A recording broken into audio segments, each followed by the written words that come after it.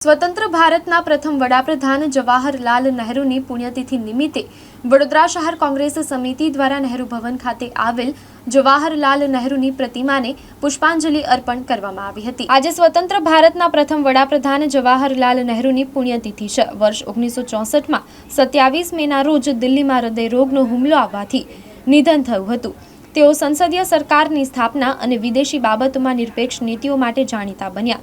તેઓ 1930 અને 1940ના દાયકામાં ભારતની સ્વતંત્રતા ચળવળના અગ્રણી નેતાઓ પૈકીના એક હતા।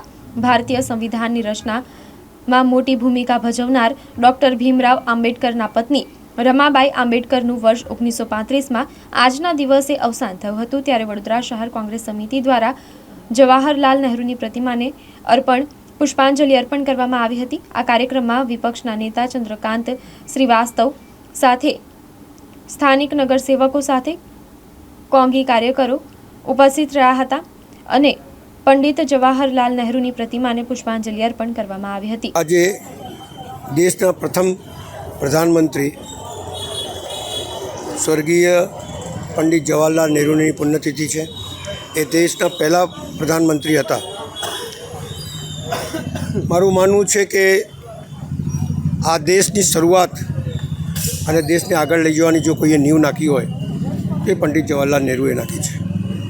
લોકો બહુ ક્રિટિસાઇઝ કરે છે, જાતિ જુદી જાતની ક્રિટિસાઇઝ કરે છે।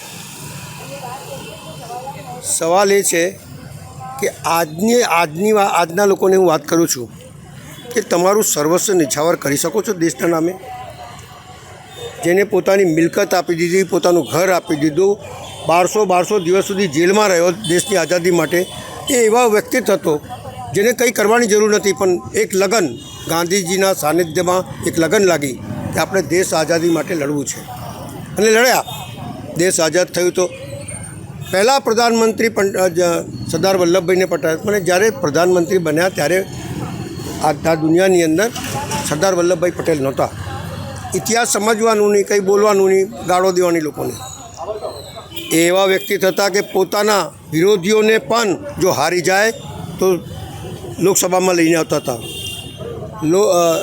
રામ મનોહર લોહિયા એટલો જબરજસ્ત વક્તા, ચૂંટણી હારી જાય તો એને ફરીથી ચૂંટણીમાં જીતાડીને પાછા લાવતા હતા। એવા અનેક, અટલ બિહારી વાજપેયી, એવા બધા અનેક લોકો છે। એમની પ્રશંસામાં લોકોએ કંઈ કમી કરી નથી, કારણ કે દેશ આઝાદ થયો ત્યારે સૂઈ નહોતી બનતી। જ્યારે આ ભાંકડા નંગલ ડેમ કોના સમયમાં થયું? આની નીંવ આપણે નર્મદાની નીંવ કોણે નાખી?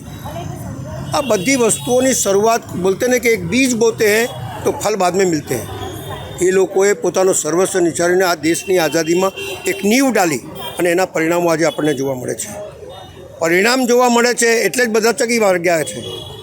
उंगली कटा के शहीदों में नाम लिखाने की संख्या बहुत ज़्यादा है, लेकिन उंगली कटाने वाला कौन है वो सबसे पहले देखना चाहिए।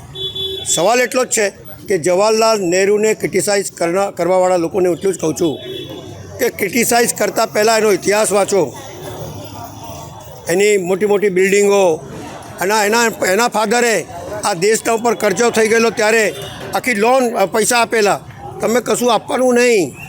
જરા જુઓ દેશની અંદર કેવી ભૂખમરી છે, નોકરીઓથી લોકો બેકાર છે। દેશની પ્રગતિની વાત કરો, મોટી મોટી ઉદ્ઘાટનો કરો છો, પણ મૂળ દેશ ક્યારે આઝાદ થશે? જ્યારે ગરીબથી છેવાડાના માણસને પેટભર અનાજ મળશે, નોકરી મળશે અને ઘરમાં ખુશિયાલી આવશે। આ લોકો જે મોટા નેતા હતા ને જવાહરલાલ નહેરુ, એ લોકોના ઘરમાં ખુશી લાવવા માગતા હતા।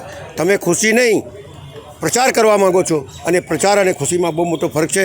જવાહરલાલ નહેરુની પુણ્યતિથિના દિવસે આજે એમને નમન કરું છું, એમને સિદ્ધાંતોને અપનાવું છું અને એટલું જ કહું છું કે કોંગ્રેસ પાર્ટીના તમામ સદસ્યોએ એમની જીવનરેખા, જીવનચરિત્રને વાંચવું જોઈએ। એ શું ઈચ્છતા હતા આ દેશ માટે, શું કરવા માંગતા હતા, એ તમામ વાંચી અને ગમે તેના કેટલા લોકો ક્રિટિસાઇઝ કરે, પણ આપણી નિગાહ, આપણા દૃષ્ટિકોણ देश की तरफ होना चाहिए और देश की प्रगति માટે આપણે શું કરી શકીએ છીએ એટલા એવું જ કરવું જોઈએ। એટલે આજના દિવસે પૂર્વ પ્રધાનમંત્રી સ્વર્ગીય પંડિત જવાહરલાલ નહેરુને હું નમન કરું છું અને એમના પથ પર ચાલવાની કોશિશ કરીશ।